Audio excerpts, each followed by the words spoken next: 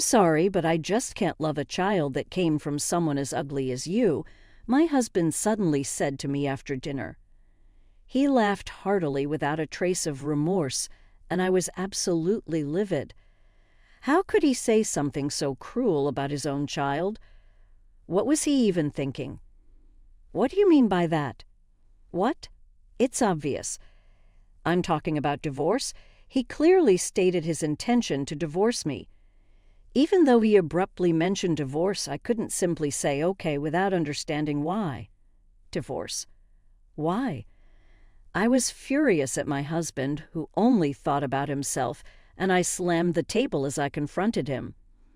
He replied with an annoyed look, "Dan, you're so annoying. If you really want to know, I'll tell you." What would he say? I anxiously awaited his response. Then he looked at me and said, "I got my mistress pregnant. So that's why I'm divorcing you." What? What? I was shocked and blurted out loud. I was expecting a child with him, and yet he wants a divorce because his mistress is pregnant. How much more can he belittle me? His selfishness left me more appalled than angry. It would be better for me to divorce such a man.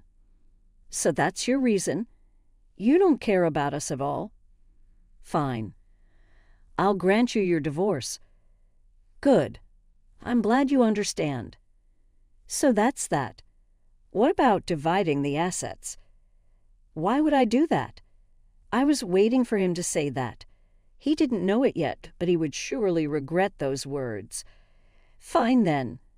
I won't share my assets with you either. Share?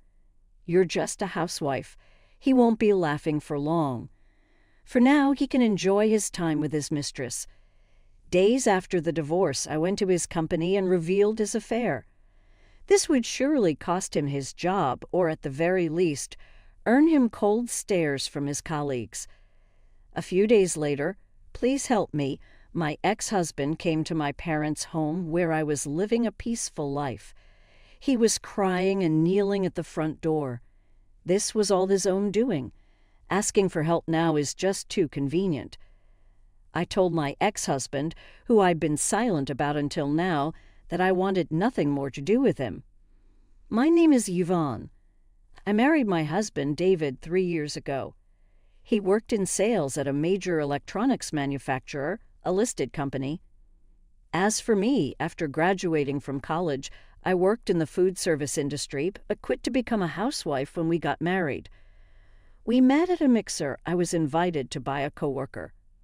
Wow, he's as handsome as an actor. I'm sure I wasn't the only one who thought that.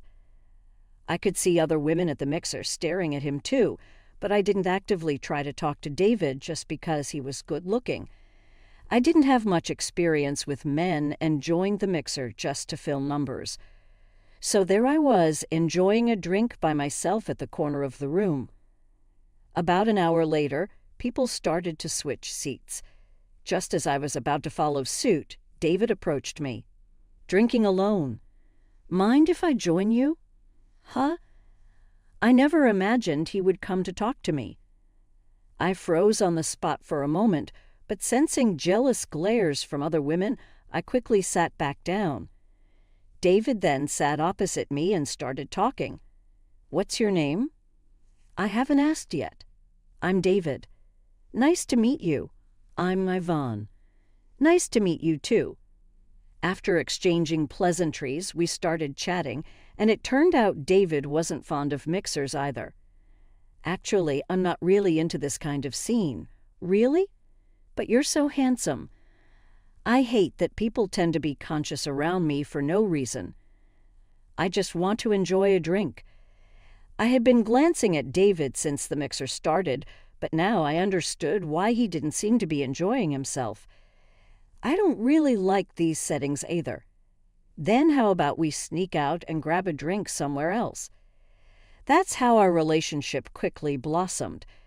We found we got along well and started dating. When I told my parents, they were thrilled, especially my dad, who was happier than me, jokingly saying, "I never thought you'd get a boyfriend. I can now leave my inheritance to you with peace of mind." My father owns a small food company not as big as David's workplace. It seems to make a decent income, however, my dad prefers a modest lifestyle and isn't the type to splash out. 6 months later, David proposed, and we decided to get married. When David visited my home to meet my parents, my father, with tears in his eyes, said, "David, please take good care of my daughter." Seeing my dad like that, I felt a warm rush of tears, knowing I was truly loved. Leave it to me. I'll make Yvonne happy. 3 months after finishing our greetings, we had our wedding and officially became husband and wife. Our married life was smooth sailing. We were happy without any fights.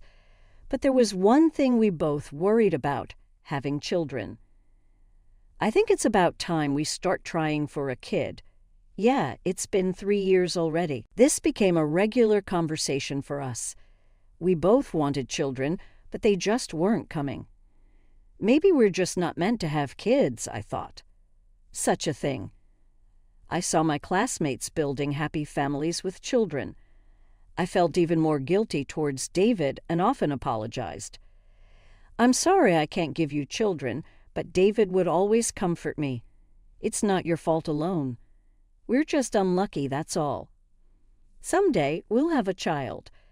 Every time I felt down, he'd cheer me up with a smile and a pat on the head. Every time I felt his kindness, I was reminded of how glad I was to have married him. Just like David said, one day we would have a child. I was determined to build a happy family, but I never imagined that something would abruptly end our happy marriage. 3 months later, I finally became pregnant with David's child. I'd been feeling unwell and missed my period, so I took a test, and to my relief, it was positive. The fertility treatments had paid off. I kept looking at the positive test result, overwhelmed with joy. I decided to surprise David with the news. I wanted to call him right away, but I held back, eager to see his reaction. Guess what? We're finally having a baby. Is it true? That's great. I'm really relieved, I told him after dinner when he got home from work. As expected, he was really surprised, but even more so, he was overjoyed, thanking me with tears in his eyes. Thank you. From now on, I'll work hard for our baby. You're going to be a dad now, so work hard, okay? We shared our happiness that night. True to his word, David started working late nights from the next day. Honestly, I wished he didn't have to work so hard, but I couldn't complain since he was doing it for us. I spent my days doing housework and waiting for him to come home. At first, he would come home late, but before the day changed, gradually he started coming home later and later. A month after I found out I was pregnant, it became common for him to come home after midnight. Concerned about David working long hours every day, I approached him one day during the weekend. "You've been doing a lot of overtime lately." "Yeah, work's busy." "But it's good timing with the baby on the way, right?" "Overtime means a bigger paycheck." True, but I understood his point. But I was worried. If this keeps up, his health might suffer. "I know it might be none of my business, but do you really need to push yourself so hard? If you break down, it'll be for nothing." "What? I'm doing this for you and the baby. You realize it'll be tough once the baby's here, right?" "I'm sorry. I didn't think that far. Besides, since you're not working, I have to be the one earning." I had never seen David this angry before. All I could do was apologize. I didn't realize he was thinking so seriously about it. After apologizing, I decided not to bring up his work anymore. We went to bed without talking much that night. The next morning, "Good morning," I said as I entered the living room. David was already sitting on the sofa, drinking coffee and watching TV. His mood seemed much better compared to last night, as if his anger had been a lie. I was taken aback but returned the greeting. "Good morning." "Want something to drink, Yvonne?" "Thank you." "I'll have some." David got up and went to the kitchen. After a while, he said, "All right, here you go." About 5 minutes later, my husband returned with my hot milk. We had a pleasant conversation for about an hour. Then I suddenly remembered. I haven't told my mom and dad that I'm pregnant. Really? Yeah, I got so carried away I completely forgot. I couldn't believe I hadn't told my parents such important news. David seemed a bit exasperated. "You should tell them first." "I know. Go to your parents' place today and tell them properly, okay?" Encouraged by David, I called my mom and decided to visit my parents. It's about a 30-minute drive from where I live now. It's not too far, and I regretted not going to tell them the news sooner. When I arrived, my mom greeted me. It had been a while since I'd been back home. Even though I hadn't been away for long, it felt nostalgic. "Huh? Is David not with you today?" my mom asked as I walked into the familiar living room. "No, he's at work today. It's just me."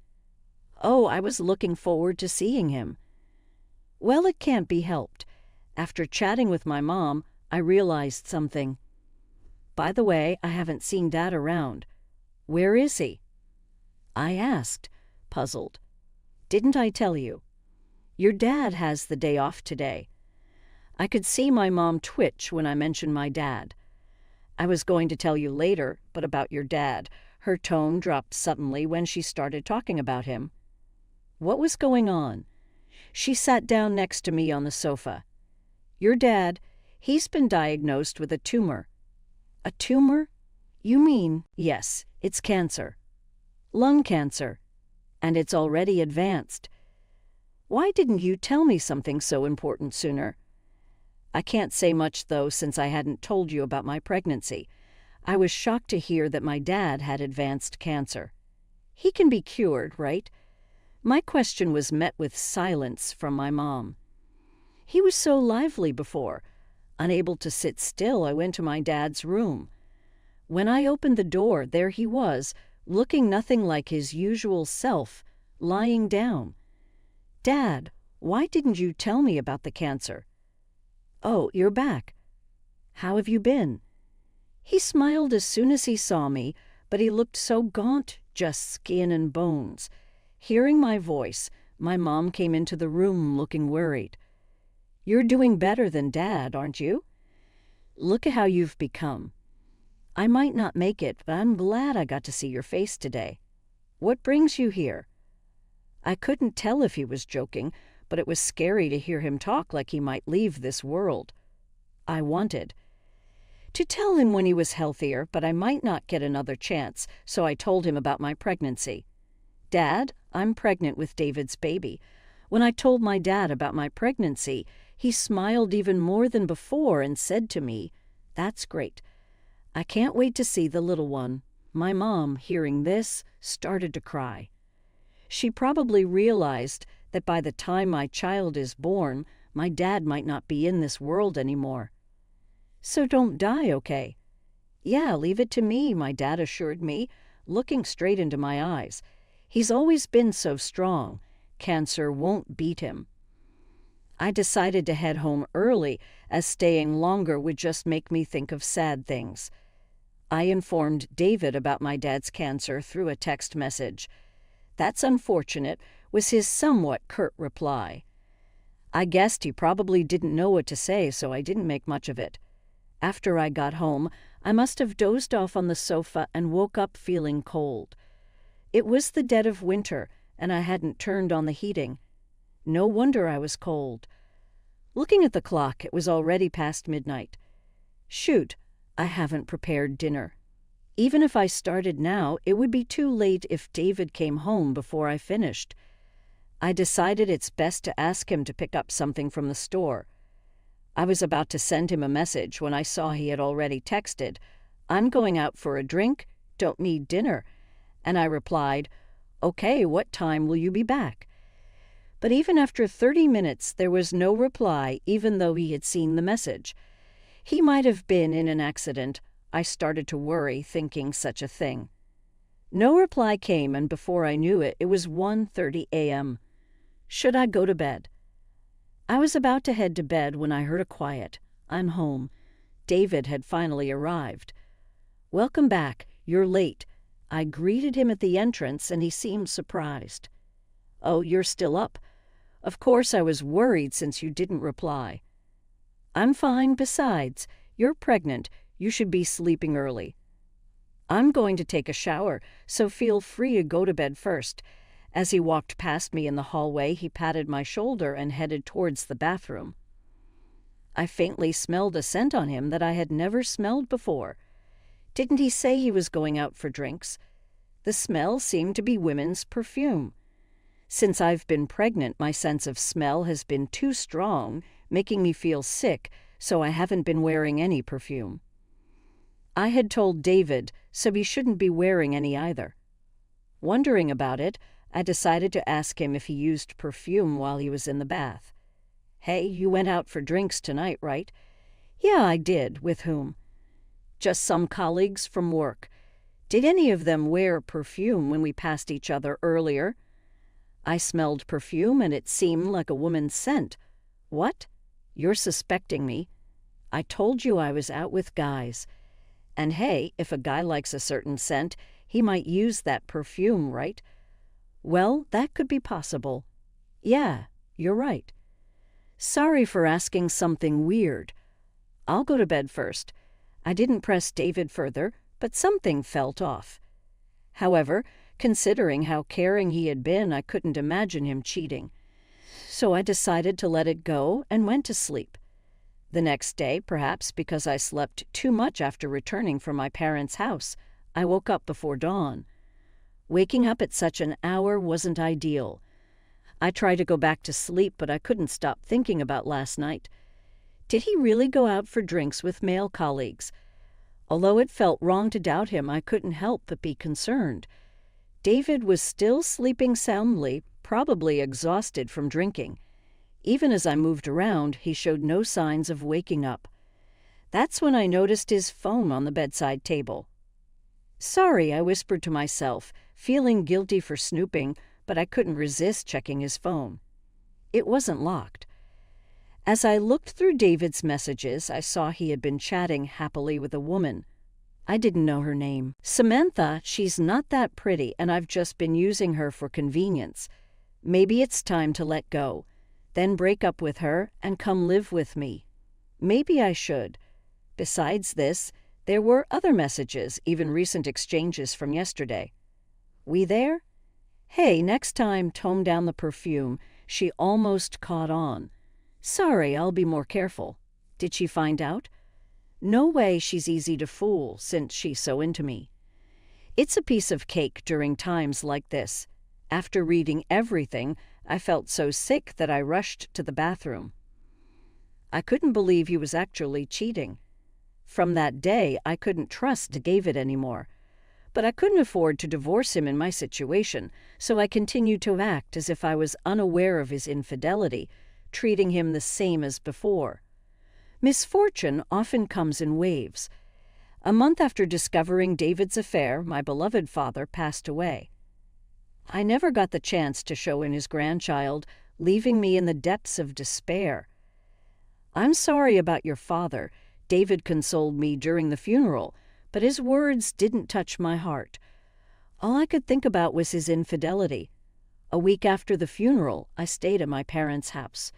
This was David's suggestion. "Stay with your mom," he said, seemingly considerate, but I knew it probably suited him better, giving him freedom to be with his mistress while I was away. Spending a week at home sorting through my father's belongings, the time flew by. The day I was about to leave had come. "I'm heading back. Take care." "Wait a moment," she said, hurrying back into the house. Curious, I waited, and she returned with a paper in hand. "Here, this is from your dad." "Is it a bank statement?" "Right." I was stunned to see a balance of $1 billion. Such an enormous amount was beyond anything I had ever seen. Your dad had been saving this for you for years. He wanted to give it to you when you got married, but he missed the chance. He asked me to give it to you before he passed. But what about you, Mom? Shouldn't you have this? I'm fine. You have a child on the way. Even with taxes, you'll be able to live comfortably. I tried to return it, but she firmly refused. In this situation, my mother is also stubborn, so she probably won't accept it. I'll take it then. Do visit again. I will. Then I left my parents' home, returning to the house where David was waiting. I entered, saying, "I'm back," but received no response. I thought maybe he was out with that woman, but when I opened the living room door, there he was. "Oh, you're back." I made dinner. Despite everything, he had his kind moments. I reconsidered my feelings about him a little, until I noticed an incredible number of empty liquor cans on the table. "Did you drink all this alone?" "Yeah, something good happened." That's not something to be happy about. I didn't know what it was, but he had gone to the trouble of cooking. I decided to have dinner. "Thanks for the meal," I said after finishing while I was washing the dishes. David called out to me, "Hey, sit down over here." His face was red as he gestured for me to sit at the dining table. "But I'm still washing the dishes." "Just sit down. What could he possibly want to talk about? There's no need to rush like that, is there?" Grumbling, I sat down as he had asked. "So what is it?" "I hate to say it, but I can't love a child that's been made with someone as ugly as you," he declared, laughing heartlessly. He was mocking his own child. "What do you mean by that?" "It's obvious. We're getting a divorce." He clearly stated his intention to divorce me. Even though he mentioned divorce so abruptly, I wasn't naive enough to simply say, "Okay," without understanding why. Divorce? Why? I was furious at David, who only thought about himself, and I slammed the table as I confronted him. Then he replied with an annoyed look, "Damn, you're so annoying." "If you want to know that badly, I'll tell you." What was he going to say? I waited anxiously for his response, and then he finally told me, "I'm divorcing you because I have a child with my mistress." What? I was shocked. I knew he was having an affair, but I never expected him to say he was divorcing me because his mistress was pregnant. How much more could he belittle me? I was beyond angry and simply appalled at his selfishness. It's better for me to divorce this kind of guy for my own sake. So that's your reason. You don't care about us at all. Fine, I'll grant you your divorce. Good. I'm glad you understand. So that's that. What about dividing the assets? Why would I do that? I was waiting for him to say that he didn't know yet, but he would surely regret those words. Fine, then I won't share my assets with you either. Share? You're just a housewife. You don't have any money to give, pretending to be all high and mighty money. I have more than you. You said no to dividing the assets, remember? I'll never forgive you and your mistress. At that moment, I swore to myself that I would get revenge on David. All right then, it's settled. Sign this, he said, smirking as he pushed the divorce papers towards me. I never imagined I'd married such a person. Is this okay? Yeah, okay. I have something to ask. Go ahead. What about the baby in my belly? What are you planning to do? I asked David, needing to know right after signing the divorce papers. The child was innocent, after all. Well, it's fine for him to divorce for. Whatever selfish reasons he has, I just wanted to know what he was thinking. Oh, that baby? I waited silently for his response. Can't do much about it now. Fine. I'll just pay child support. The moment I heard his irresponsible comment, I reflexively slapped him across the face. What the hell? After all I've done for you. I don't care about you and Samantha or what you think about my looks. How did you know about her? That doesn't matter. You're saying you'll reluctantly pay child support for a child who's done nothing wrong. Stop joking around. Don't get so mad. I said I'll pay child support. Isn't that enough? Enough? I don't want a penny from a jerk like you. I wanted to cut ties with him as soon as possible.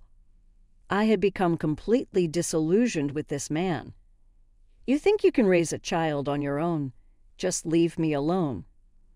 I don't want your child support. In exchange, you'll never see this child. Fine by me? Saves me money. Such a despicable man, my own child's father no less. That day I left the house and went back to my mom's. What happened? Well, you see, I explained everything to my mom. She listened silently, her expression growing angrier. So that's it. Do you want to get back at him? Well, I don't like being walked all over. Then call this person, my mom said, handing me a business card.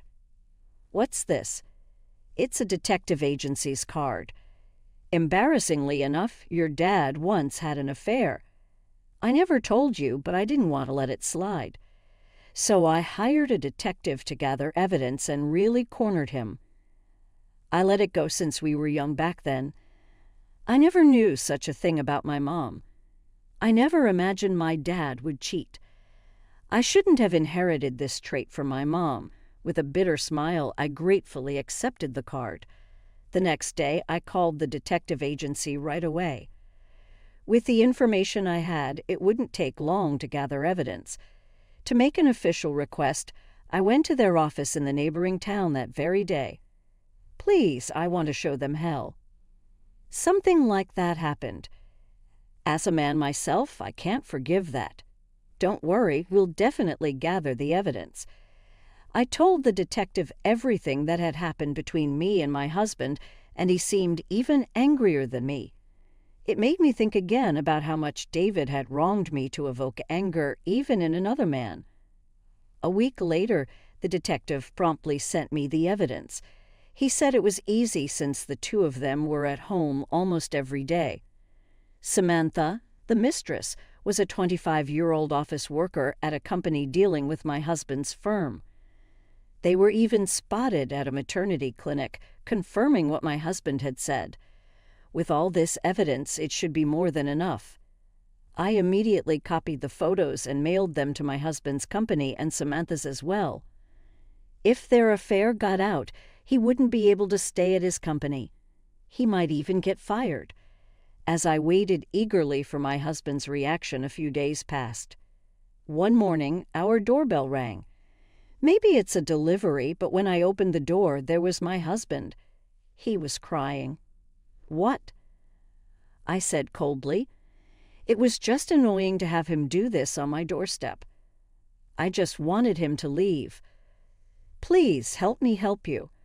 I don't even understand why you're asking. I got fired because of the photos you sent. They were the reason. Yes, I didn't show it, but inside I was giving a triumphant fist pump. Really? But why should I help you? It's your fault. Don't talk nonsense. Give me a break with the jokes. My fault.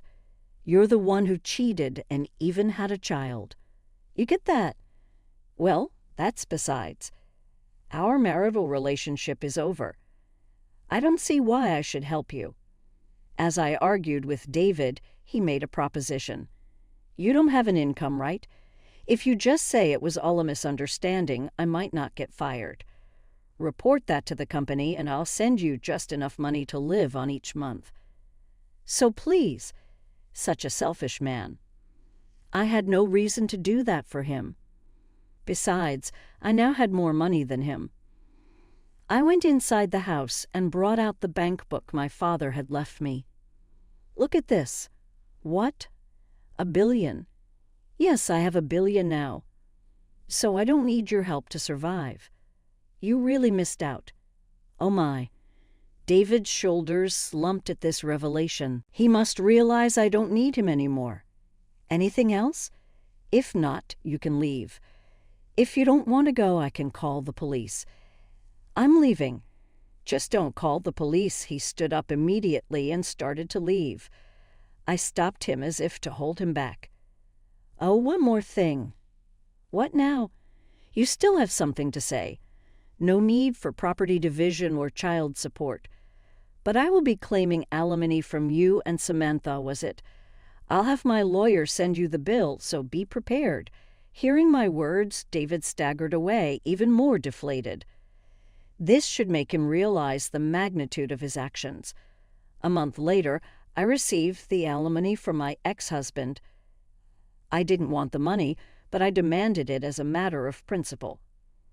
Seeing that they paid, they might be reflecting a bit.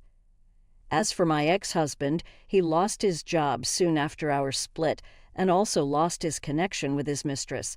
She was only with him for his status as a handsome man working in a large corporation. Now he's struggling, working night shifts at a convenience store until he finds another job. I should have treasured you more not being able to see my child. I have nothing but regrets, he messaged me, but I haven't replied.